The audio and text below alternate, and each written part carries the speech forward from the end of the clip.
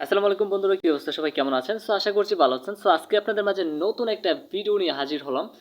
আজকে আমি দেখিয়ে দিচ্ছি আপনারা কিভাবে আপনাদের পেজে আপনারা হলো ইউজার নেম সেট করবেন, এবং ইউজার নেম কিন্তু এরকম একটা ইউজার নেম যেটা দিয়ে চার্জ দিলে আপনার পেজটা কিন্তু এখানে শো করবে। প্লাস হলো এটাই হলো আপনার একমাত্র পেজের লিঙ্ক হয়ে যাবে। এটার অনেক সুবিধা রয়েছে। আজকের ভিডিওতে আমি দেখিয়ে দিচ্ছি কিভাবে একটা ফেসবুক পেজের ইউজার নেম সেট করবেন। মূল ভিডিওতে যাওয়ার আগে আমার ছোট্ট রিকোয়েস্ট, আমার চ্যানেল নতুন হতে অবশ্যই চ্যানেলটি সাবস্ক্রাইব করে পাশে থাকা বেল বাটনটি অন করে দিবেন। আর খুব ইম্পর্টেন্ট ভিডিওতে আমার ফেসবুক পেজটাকে ফলো করে রাখুন।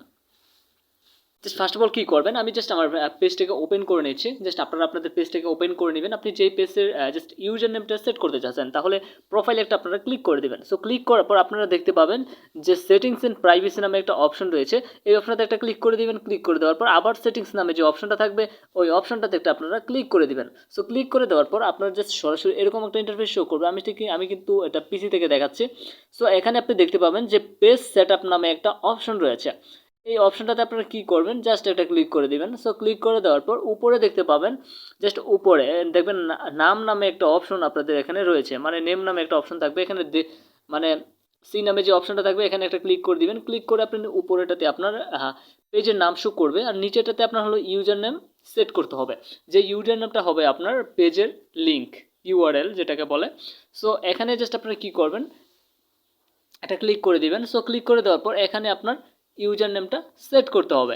আপনি কি ইউজার নাম দিতে চাচ্ছেন, আমি সাজেস্ট করবো আপনারা পেজের যে নামটা আছে ওই নামটাই দিবেন। তবে আপনাদের জাস্ট আপনাদের সবগুলা অক্ষর কিন্তু এখানে জাস্ট ছোটো হাতে লিখতে হবে, এখানে ক্যাপিটাল লেটার ইউজ করা যাবে না। আমি জাস্ট আমার পেজের নামটা লিখে দিচ্ছি। জাস্ট লিখে দেওয়ার পর আপনারা দেখতে পাচ্ছেন এটা কিন্তু অ্যাভেলেবল না, মানে এটা আপনার হবে না, এটা অন্য কেউ ইউজ করে ফেলছে। আমি জাস্ট দুটো সংখ্যা দিয়ে দিচ্ছি। এটা কিন্তু ইতিমধ্যে টিকমার উঠে গেছে, মানে এটা হয়ে গেছে। এখন আমি কি করব, এই যে এখানে পরিবর্তন করুন, মানে সেভ করুন নামে যে অপশনটা থাকবে, এই অপশনটাতে আপনি একটা ক্লিক করে দিবেন, যেহেতু এটা বাংলাতে লেখা আছে।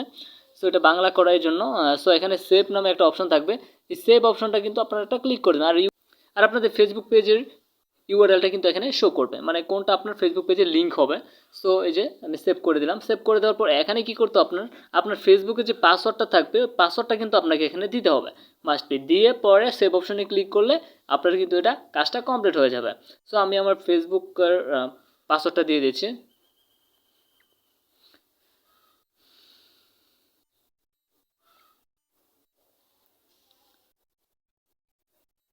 ফেসবুক এর পাসওয়ার্ড দেওয়া কমপ্লিট হলে জমা দিন নামে যে অপশনটা রয়েছে এটাতে একটা ক্লিক করে দেবেন। এটাতে ক্লিক করে দেওয়ার পর কিন্তু আমার কিন্তু কাজটা কমপ্লিট হয়ে গেছে, আমার কিন্তু ইউজার নেমটা সেট হয়ে গেছে, এবং এটাই কিন্তু আমার পেজের ইউআরএল। এটা দিয়ে চার্জ করলে আমার পেজটা শো করবে। এখন আমি আবার দেখিয়ে দিচ্ছি আপনাদের।